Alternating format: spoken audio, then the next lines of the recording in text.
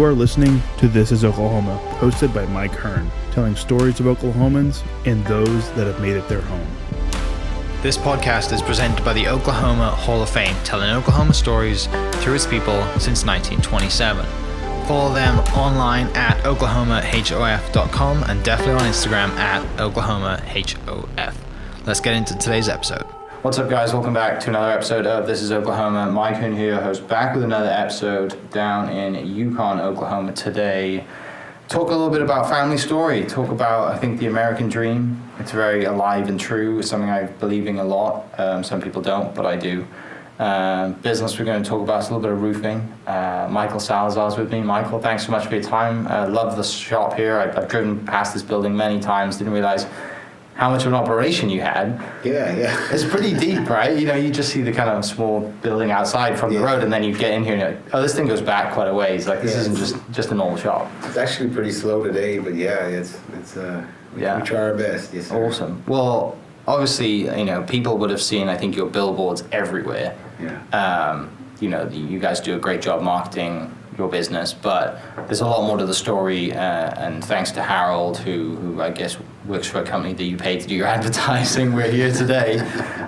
Me and Harold are good friends, and it's been I'll link Harold's podcast below as well, because he does a great job doing his Tunes podcast. If anyone listening likes cartoons and music, it's definitely a good podcast to listen to. But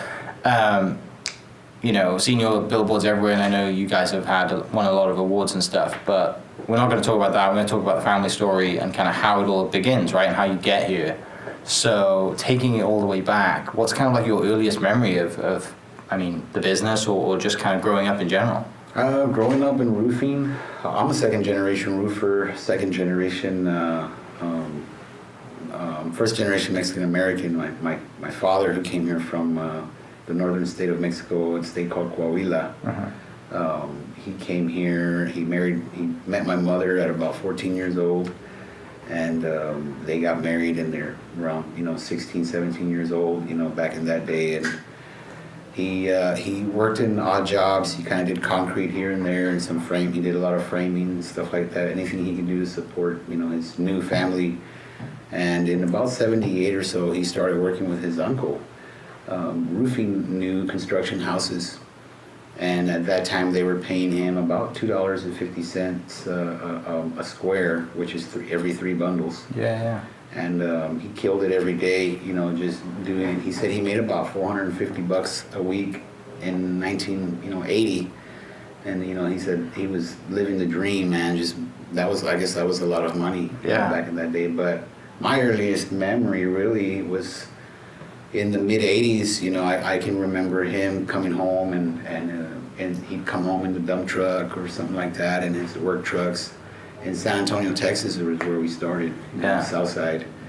And just grew up around it. All of my family, his brothers do roofing, half of his other brothers do roofing. They have their own roofing companies, successful ones in San Antonio still. Yeah. And several generations, really. One uncle that's passed away that he used to work with my dad in roofing every day, so it's all we've ever done. It's all we've ever known. Yeah. It's kind of it's like half of our lifestyle, pretty much. It's all we ever do. It's what we talk about in family gatherings. It's kind of crazy because it's like part of us, really. You know, and it's no matter what we try to do to get away from it or try to do other things, roofing always sucks us back in. It's the beast. Well, you stick to what you're good at, right? You're good at it. You know the business. You just kind of keep adding on to how we grow the model, right? Yeah. If you're good at something, the good thing is there's plenty of roofs in this country, and in Oklahoma, construction's not slowing down anytime soon. No, we've grown over the years. We were subcontractors for many years. For a long time, we were subcontractors for a lot of other roofing companies, and very successful at it. My dad had about 10 crews at many times, about over 100 men, and he just grew to the point where he couldn't. He put a very one-line ad in the phone book, 20-something years ago, and that one-line ad got him a lot of work, and it just grew to what it is now, and We've scaled it down a little bit over the years, just because for peace of mind, just for a better life. Sure. But for several years, we were averaging about 20 to 25 roofs a day. That's some serious Yeah, work. a lot of shingles, and the stuff we advertise, on the billboards around town with so many millions of shingles. Yeah, it's like 39 million right it's now. Really it's real hard data, so it's not something we just made up in our head, Yeah.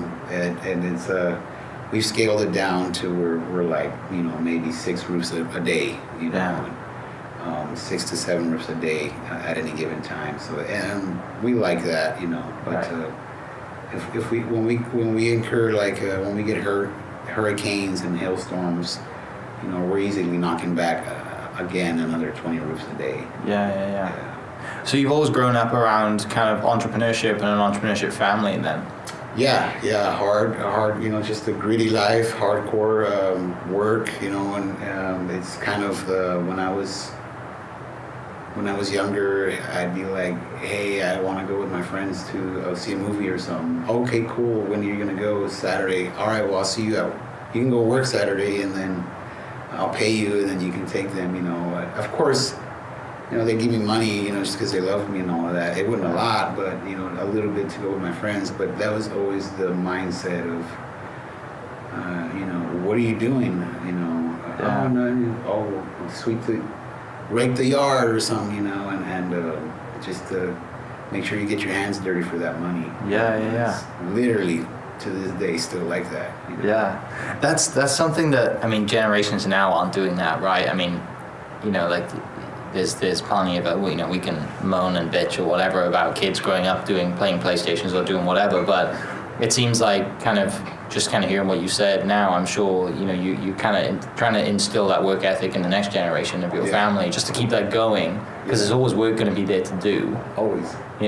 All the time. And even though you've hit a success point where they probably don't have to do that, and like I said, you've got money to probably have someone do it for you, but it's the life lesson that's going to help them going forward. Exactly. Right. Yeah, and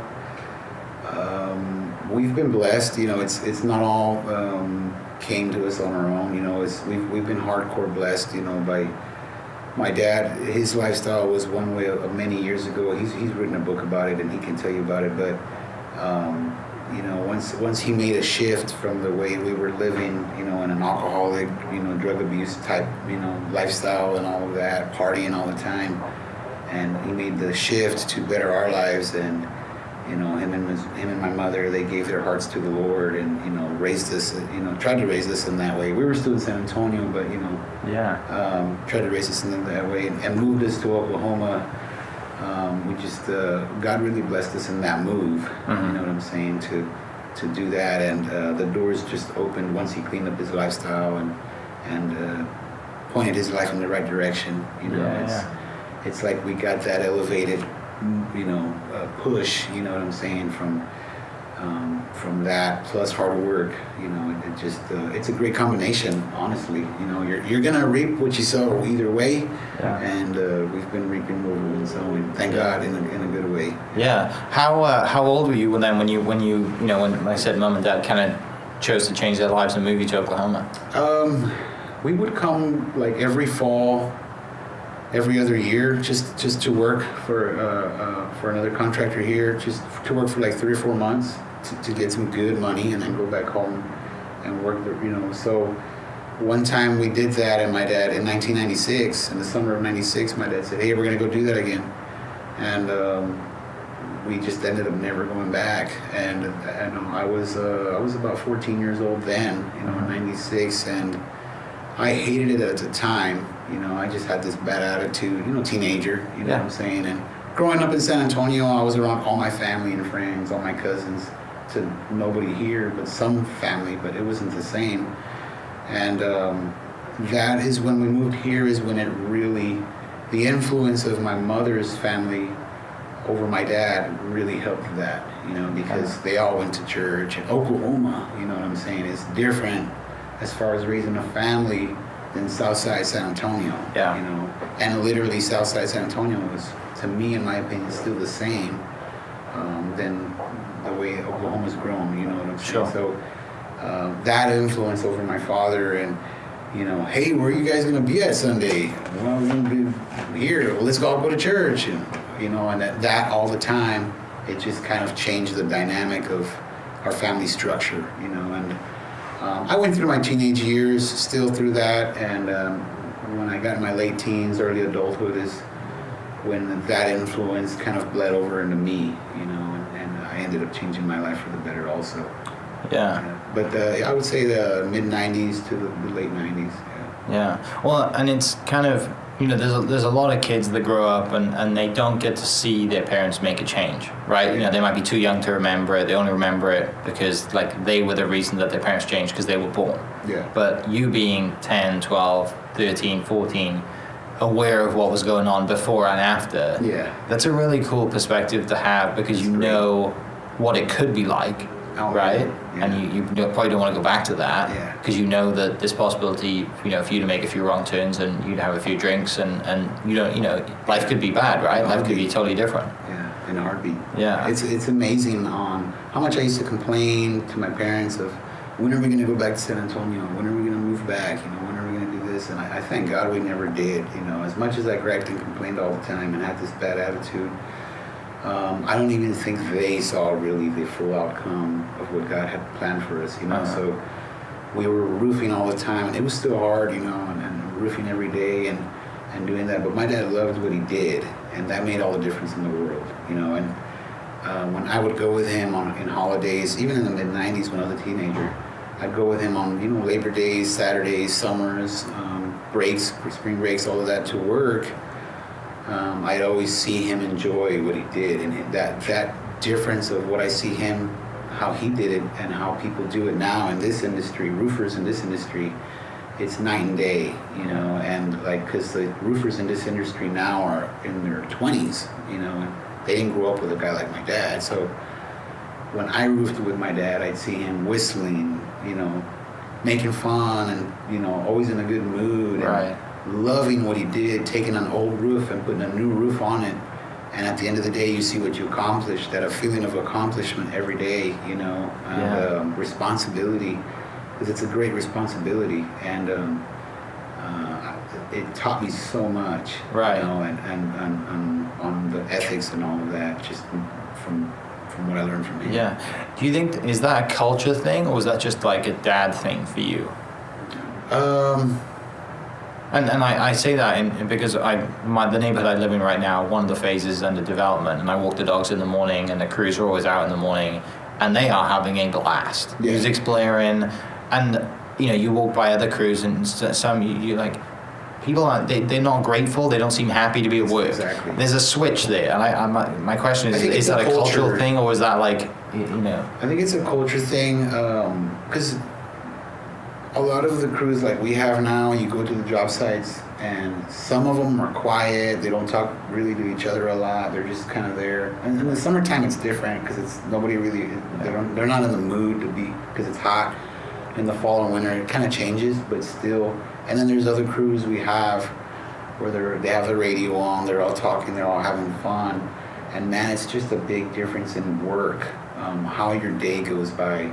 And I used to, when I got my own crew when I was 18, I kind of made that same culture change too. Like with my crew, I'd, hey, da da da da, you know, be joking around and making fun of each other and this and that, and have that fun, you know, because it made roofing is already hard enough as it is, and you know, just to add that, it's a huge difference in how you work.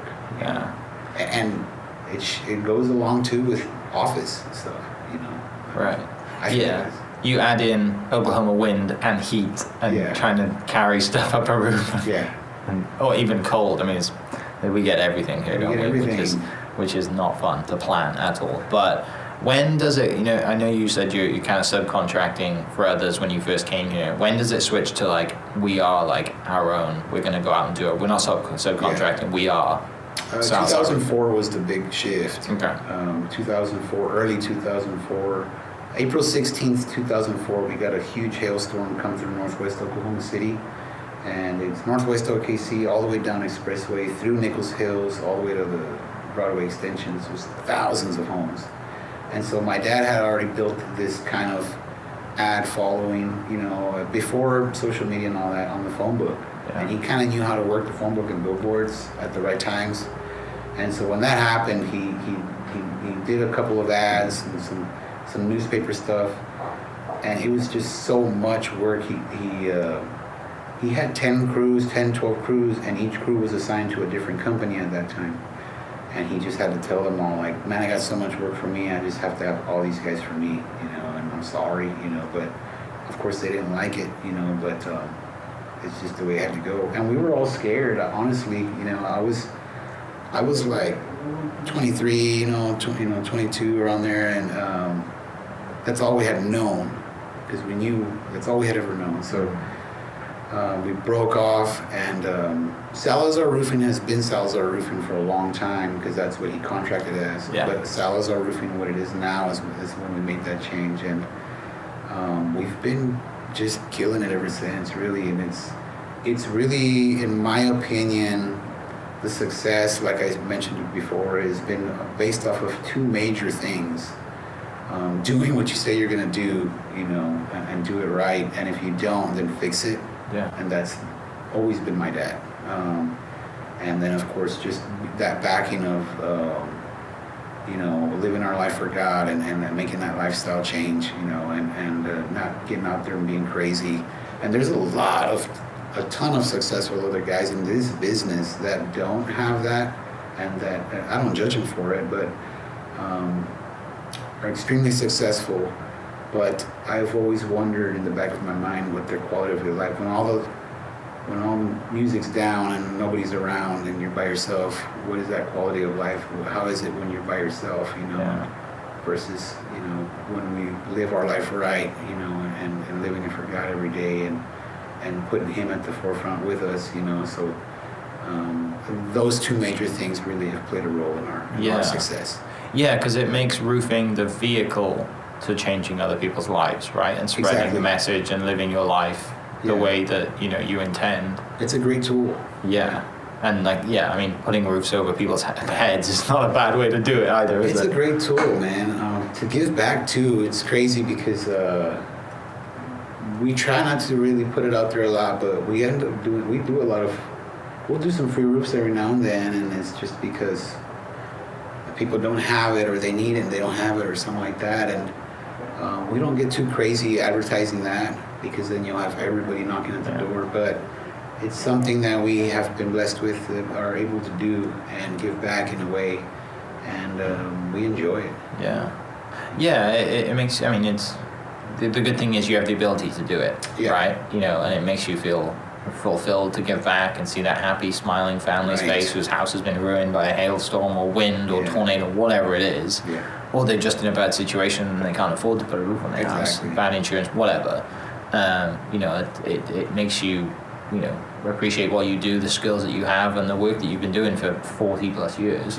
Right? It's fulfilling, isn't it? That's right. As much as we all want to make $1 billion, right? And, drive fancy cars and fly fancy jets, like you said, it comes down to, what are you doing on your own? What are you, when it's just you and your thoughts? The rewards, that come with it, of course, is that, like the latter of what you mentioned, but a lot of people don't understand is, if you provide a service and you alleviate other people's problems, you're gonna do well, and we happen to be in a certain industry and live in a certain state where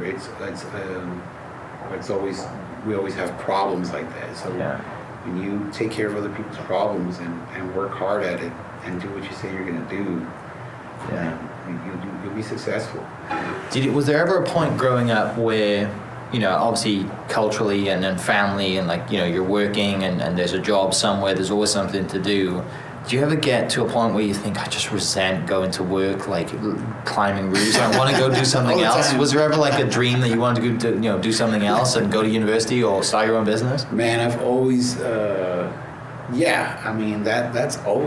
that always plays in the back of our minds, right. All of us here, my sister, me, my brother, because they're all a huge part of this business. It's not, and my dad, My dad is heavily involved in real estate development, and in many ways that's like his therapy, you know, like that's his thing, you know, to do that. And I would say right now at this moment of his life, he's half busy in that, and he's found his niche, and he's got great resources for that. But as far as us, yeah, man, I didn't graduate high school. I dropped out in March of 1999, and you know, we were different back then. So my dad was different back then. So I was partying a lot, you know, hanging out with the wrong people, and ditching school. And my dad found out, and he's like, if you're gonna ditch school and not go to school, you might as well go to work with me and at least make money. And when he said that, I was out the next day, you know. So I dropped out the next day in March in that spring, and the day I dropped out, my mom took me to work with him, and I've been with him ever since, you know, 23 years. And I've always looked back and said, man, I wish I could have at least finished high school, you know, gotten a degree or something. But I made the choice, and I'm glad I did, you know, because a lot of people that I know that have gotten degrees and are, you know, did the whole 9 yards, they didn't come out so well. It's not so much that it's the degree's fault, it's just the work ethic instilled in them, and what they used with what they got, you know. And what we used with what we got, we took it to the limit, you know, and there's still a long ways to go for us, long ways to go, you know. So my sister's the same. She wishes she would have gone to college, but roofing called her, you know. And my brother too, man. He dropped out of high school and he answered the call to roofing. Yeah. You know, so it seems to be working just fine, right? But and my brother, he's highly, you know, he's for his age, he's very successful. He's got a great family and nice house, and you know, he does well. And you know, we have our I would say, you could say we have our insecurities when we're around highly intellectual people, you know, but when it comes to roofing, you're on my turf, you know, and I can beat, you know, I can beat everybody on that. Yeah. There's so many cases out there where, you know, you've got people who are super intelligent, super smart, but they lack work ethic, and they're hating life in an office, you know. And if you are listening and you're one of those people, do yourself a favor and leave and try something, because you can always go back to an office job. Exactly. You won't regret it. You know, but like I said, work ethic is the main thing. And I'm sure there are times that you think, you know, you listen to friends or you meet people, you go to football games, think, wow, it would have been great to stand in the student section and spend 4 years having a great time and coming out with a piece of paper that might not mean anything. I've had on this note, I've had 3 doctors tell me, one in particular I'm thinking of, he's a dentist actually, but he's got a successful business, and I fly a plane to a lot of places to look at roofs. You know, Arkansas, Colorado, Texas, Louisiana, Florida, everywhere. I fly my own plane, and I flew my plane to look at his roof. And we started talking about it, and he has his own plane too. And he said, man, that is so cool. You get to fly everywhere and look at roofs. And I said, I mean, I guess, you know, I'd rather be home, you know. And I said, I just don't want to be driving all the time. And he said, yeah, but all I get to do is just be in this office working on people's teeth every day. And keep in mind, he's pretty successful. And I said, sir, honestly, I wish I was you. And he said, no. He said, I wish I was you. And I was thinking, wow, like this guy's telling me he wishes he did my stuff. And I'm like, man, I look at roofs. I was like, you have no idea how much we stress out when it's gonna rain. You know what I'm saying? Like the common things you guys never think about, you know, roofers showing up to a job, you know, all this kinds of stuff, this mountain that we have to make sure. I said, he goes, no, you don't understand, but that's what life is. You know, he was just talking to me from his perspective, and it really opened my eyes, you know. And I was like, man, thank God, you know, it's cool. And I've had 2 other doctors tell me the same thing, you know. Man, I'm just in this place all day. I'm a brain surgeon, you know. It's like wow, you know, pretty cool. He's kind of chained to his surgeon's room, or whatever you call it, operating room, but plays golf on the weekends, drives a nice car, and lives in a fancy house, right? On paper, it looks like he's living the dream. To us, it does. To that point, then, like, talk about flying. What gets you into flying? Like, I've always loved aviation. Yeah? You know, aviation, airplanes, just the aerodynamics of everything about it. I've always been into World War II, you know, just everything about jets. And when I was a kid, I always wanted to fly an F-16. Yeah. And I'd say that, and I had them goals, but, you know, growing up in the wrong neighborhood, wrong friends, or, you know, not necessarily wrong friends, because that was my choice of the things that I did, you know. So I made the wrong decisions, and I ended up here where I'm at in roofing. So one day I thought I'd look into it as a career change, and when I was physically roofing all the time, and I was like, man, I'm tired of roofing. I don't want to do this anymore, and I don't want to do this for the rest of my life. So I went to a school and talked to some people in the industry, several pilots, and they were like, this is the worst thing that you can do. Stick to roofing, man, because we only make like X amount of dollars, you know, starting out. Yeah. And I looked into it, and he was right. And I'm like, man, I make way more than that now roofing. Yeah. And so I about 10 years later after that, I heard actually who is my pastor now talk about how he went to a school and did a discovery flight, and boom, 6 months later he was a pilot. And I'm like, man, if you know he did it, you know, I'm gonna do it. So 2014, I went. I paid $50 for like a discovery flight, and I was hooked. And I did my 50 hours of training. I got my pilot's license December 10th, 2015. I'm sorry, June 10th, 2015. And I've been advancing in my ratings since then, but I love it, man. It's just, it's a thrill. I didn't understand. I don't think even my dad knew how much he loved it, because he started off buying a small airplane too, and to get from point A to point B quick, you know, and the views you have from then and here, you know, and all of that. He's gotten really into it too. He's not a pilot, but you know, he's advanced in his airplanes he's got now, you know, but it's just a whole nother world, you know, a lot more appreciation for the guys that do it. Yeah, it's fascinating, isn't it? And you're right. Like when we look at fighter pilots, we're like, you have the coolest job in the world, right? Especially Top Gun's just come out again, and everyone's like, you know, I want to be a fighter pilot, I want to fly a jet. And you're like, you're making zero, you know, in relative terms, like not much money compared to what, you know, what entrepreneurs can make. Exactly. But you fly jets all day, which is kind of like, I don't know. And it's weird. Like the last couple of days, I've noticed people walking around or driving in their cars, and they're wearing flight suits. Like they're going to work and tinker and stuff. And I've never have noticed that before. But obviously, because Top Gun's just come out, now you recognize people in their, you know, their flight suit and stuff. Which, I mean, it's still cool, isn't it? You have the aviators on, and you're in your flight suit, and you're like, I feel, you know, like $1 million, right? But is there any? I'm sure there's got to be something out there that you can pay to have someone take you up in an F-16 or something. In an F-16, I don't know on that. Or a jet of some sort. My dad has gone to one of those in Florida, and he said, from his words, it is literally the funnest thing I've ever done in my life. And he's been all over. My dad's been all over the world, you know, and he's done all kinds of things. You know, he's done everything. So for him to say that about that, it was he got an airplane with another guy, and another guy got an airplane, and they like did Top Gun stuff, you know, and flying around in that airspace and shooting each other, you know, with what they were doing. And one guy would shoot the other guy down and stuff like that. They did it and he had like a flight suit. He had the whole gimmick, you know, and he said it's the funnest thing he's ever done. So I was like, man, he's like, you need to do it, this and that. It's on the bucket list. Yeah, definitely. Yeah. Back to flying around to job sites. Obviously, you know, you've got kind of spots all over the country, right?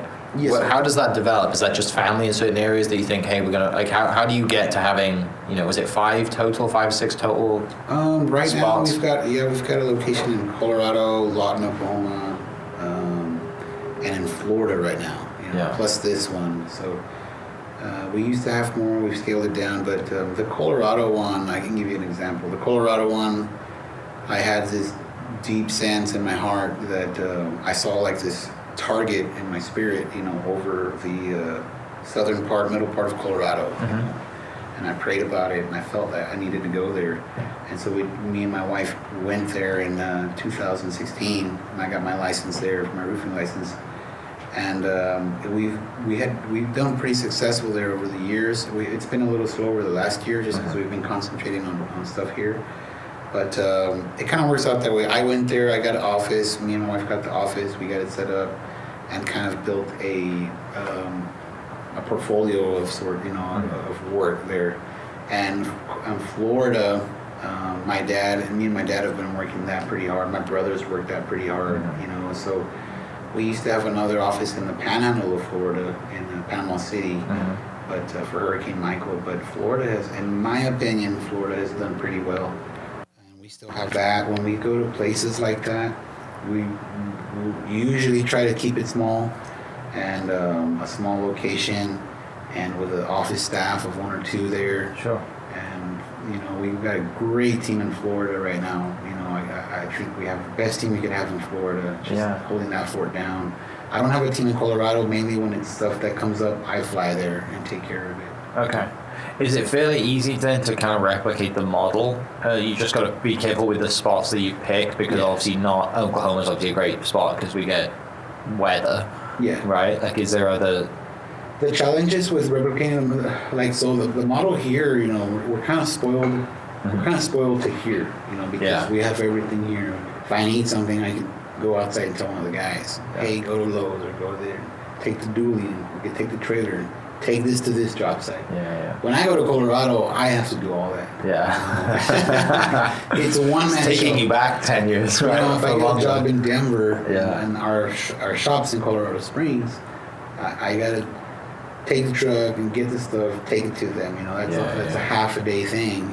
If it's a big job, you're doing that every day when you're supposed to be doing other things. Right. And if it's a big enough job, I'll call one of the guys here and have them go down there and stay in a hotel. But it can be a challenge to replicate the model.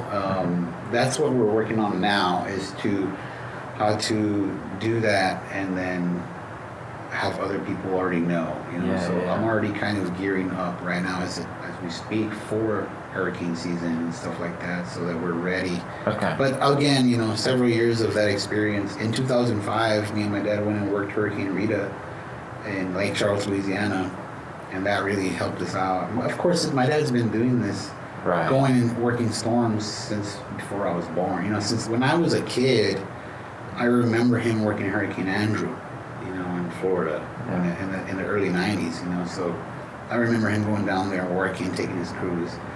So it's just, 20 plus years of, but the models definitely have to change because the culture is changing. The roofing culture is changing. So it's amazing how, it's fascinating. When we start talking about it, you have to look at the weather, you have to look at all of the storm seasons and things are going to happen, because, like you said, that's kind of where the business is at. If you just sit here and wait for it to come to you, you're dead. You're dead, right?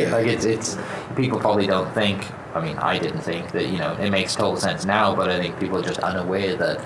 You guys have traveled for, like I said, for the entirety of most of the business, because of that's where the work is, and the roofs aren't going to change, but they're just going to be all over the country. You can stay here and not do nothing else, not go anywhere else, and that's perfectly fine. You just have to understand that is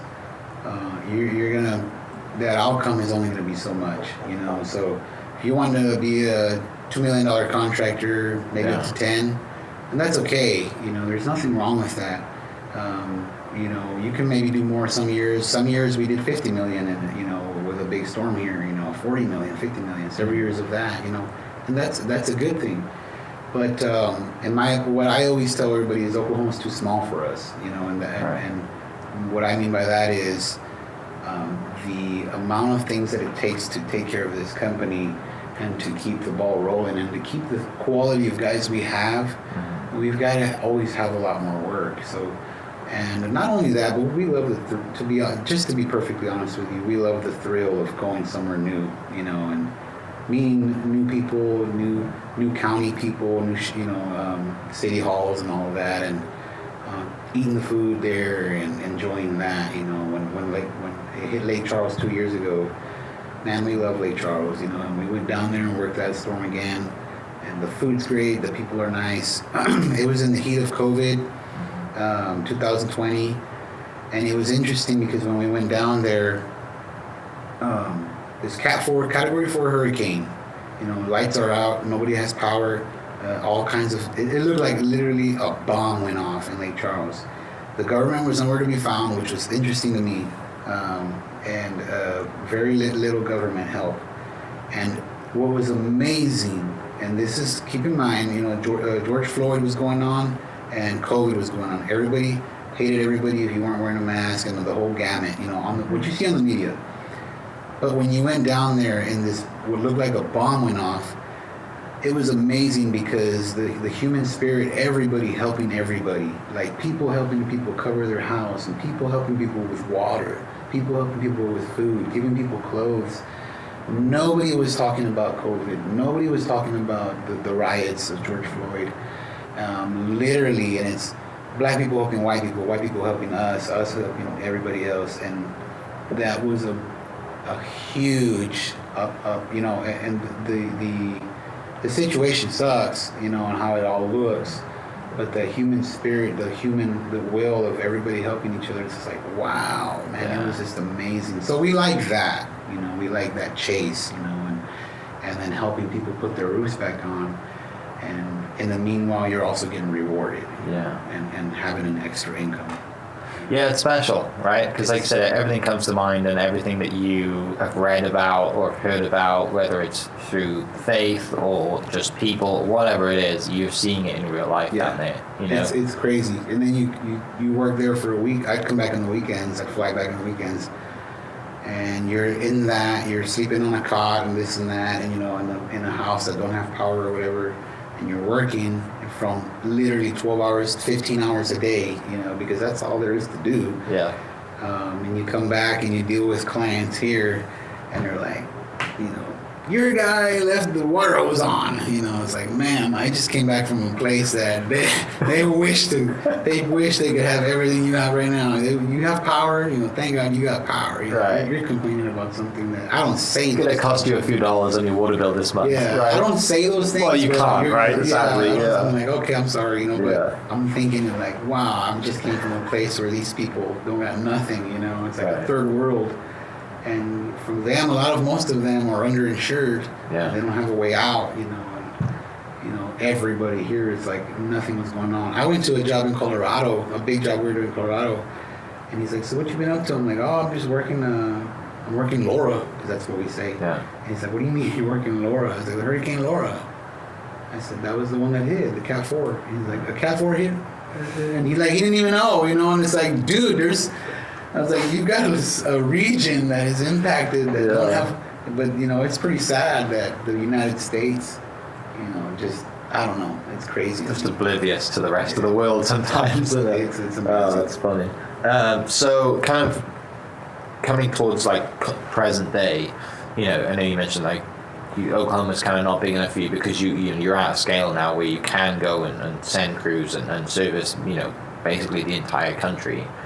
What's kind of plan for growing in the future? And you think, Dad doesn't seem like a guy who's ever going to retire. No, he's not. Because, that's just not the way. I don't get the sense that he's not going to be on a beach somewhere, No, that's not Dad. It's not his thing. So he's been saying he's going to retire in 5 years for the last 20 years. He just keeps finding stuff to do.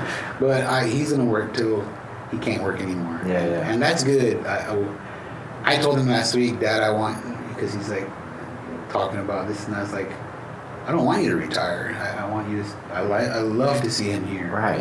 Because he still does the same thing when we roof. He cuts up. He makes fun of people. He jokes, and it's part of him. But as far as for us, what I personally want to see is more growth. Not in numbers wise, but in scaling on income. Mm-hmm. And keeping the headaches down, and that's a major challenge. It's a major challenge. So growing and building the structure and the culture of our company that will support that. And I've been working on it for about a year, so just growing that, so trying to support that, and getting larger jobs that will have the margins enough to do that. Versus a ton of little jobs with a ton of complaints and problems. So it's what we're working towards. We've always done big commercial, but we're trying to scale it to where that's mainly what we do. Gotcha. We love the residential side of it, but the commercial really where I see us. If we want to have a better quality of life, doing more of that kind of stuff. Yeah. And a lot of real estate stuff like that. Yeah.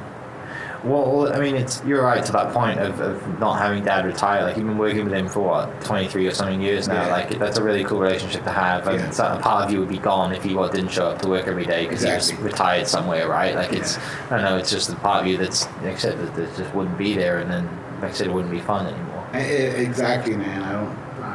It's a challenge. Don't get me wrong. Working for your dad. Every family business has its challenges, Man, right? It's a challenge because it's personal. Yeah. It's business, and my dad will fire he'll fire anybody if you're not if you're not benefiting the company, so he will let you go, and people don't understand that when they come because he's a cool guy and he's nice or whatever, but if you mess up and you know that you were supposed to do something, he gets on you, and it's like they're crying or whatever, and it's like, dude, this is a business. He's your friend, yes, but this is his baby. You gotta be on board with him. You know what I'm saying? He's leading it. You see the way he leads it, so you've got to be up there with that. Those are the expectations. You can't just be nonchalant over here expecting someone else to do your job. Right. So, but I appreciate that, and his having that around, kind of to kind of check you.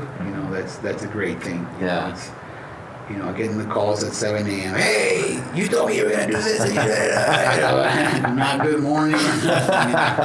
You need to go and do this, take care of this right now. It's like, oh, crap. You have to cancel everything now. Right. But I like that. It's a good thing to have. Yeah. We need it, man. We all need it. How many times has he fired you? Oh, man. I've been fired from Salazar Roofing, without exaggerating, at least 20 times. My brother got fired like 2 weeks ago. I will show you the text. My brother texted me and said, Dad just fired me. I started laughing. Oh, that's brilliant. I've broken windshields. The windshield I have in that truck, I've broken that one from just him making me mad. I don't mean to break it, but I'll throw my phone or whatever. By the next day, we're over it. Right. Because it's he's my neighbor. I literally live next to him. So he'll piss you off and then invite you to dinner that night. Oh, I love it. That's just the kind of guy he is, man. Yeah. Finishing up then, kind of more personal stuff. Obviously, you're a lover of tattoos, and it sounds like food and travel are big things for you. Yeah. What gives you relief other than jumping in the plane and flying somewhere? Like, where do you go for vacation? What do you do for fun? And what's kind of like your favorite food spots, maybe locally? One of the favorite things I love to do on this world is just to get out somewhere and walk, just get lost in the mountains somewhere and just walk with no phone and just hopefully get lost on a trail somewhere and pray to God a bear chases me or something, you know what I'm saying? I see a mountain lion or something, but that's one of my favorite things to do is just go to Colorado, and I know a lot of trails there, and just go there and walk, man, and not have a laptop, not have an iPad, not have roofers calling me. I've had like 3 phone calls already from roofers right now, so just that. And food, God, I'll eat anything. I'll eat if it's breathing, but as far as favorite spots, man, I don't know, because I just like to eat everywhere. Honestly, man, it's just going with people to hang out and eating. Yeah. That's with us and our culture, it's really, in Mexican culture, really, the passion for food is intense, to have for the half of the fun is making it, and then the other half of the fun is enjoying it with your family. So we grew up around that, and making great food. So when people ask me, what's your favorite Mexican restaurant around here? None of them, because they all are horrible. In my opinion. Yeah, family food is trumps everything. In my opinion, they're all horrible, They're tolerable, they're edible. Right, but it's all home-cooked food from mom and dad. Yeah, I'll go to a place here on the south side and stuff like that, and it's pretty good. I like it, and I'll go there all the time.